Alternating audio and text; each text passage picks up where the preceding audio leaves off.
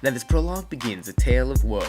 Here are two lovers who wanna have a go at speaking besides the crack and the stucco because it's a secret that their parents don't know. Pyramus and Thisbe paid a hefty fee for trying to get funky under a tree.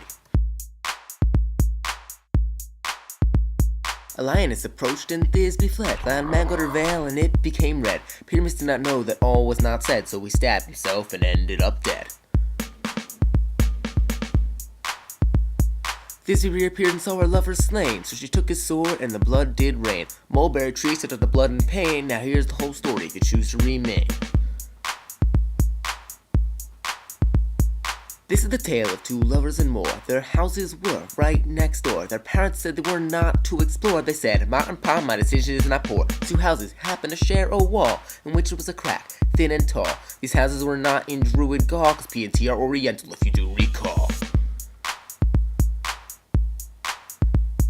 Boy and girl might have been naive. Being apart, the couple could not conceive, but in their love they had to believe. For what does love not perceive? Pyramus spoke to Thisbe through a wall with a crack. He said, "Girl, I love you and we go way back, but physical contact is a thing we lack. When you need me tonight or I'm gonna go whack." Oh, the lovers decided to meet that night under a mulberry tree with berries of white. The rays of the moon provided the light. Both were excited for their evening of delight. Thisbe got out of the house, the parents having been deceived. Returning to the tree by the fountain was achieved. Now that she was there, Thisbe was relieved, but the girl did not know that she soon would grieve. Behold, a lioness approaches the bloody maw. Thisbe drops her veil, she decides to withdraw. The lion rips the garment with her mouth and paw, but she leaves when she discovers that it tastes like straw. Now brave Pyramus enters upon the scene. Trudging through the dust, the bloody garment is seen. While destroy two lovers, this was foreseen. So he drew a sword and stabbed himself in the spleen. But Pyramus spurred high into the air, sprinkled the ground here and there. The mulberries turned purple from the blood everywhere. Some metamorphosis due to a lion's scare.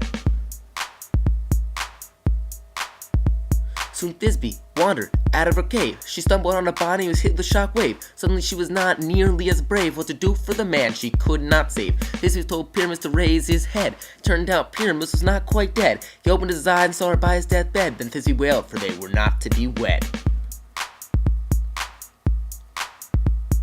Love gave her courage to meet her demise. She wanted to join Pyramus, so she said her goodbyes. Then a gift was requested that she did devise, and she and Pyramus be buried together at sunrise. Upon these words, Thisbe seized the sword. She died right there from being gored. Upon a wish to the gods was not ignored. On urn the two others' ashes now are stored.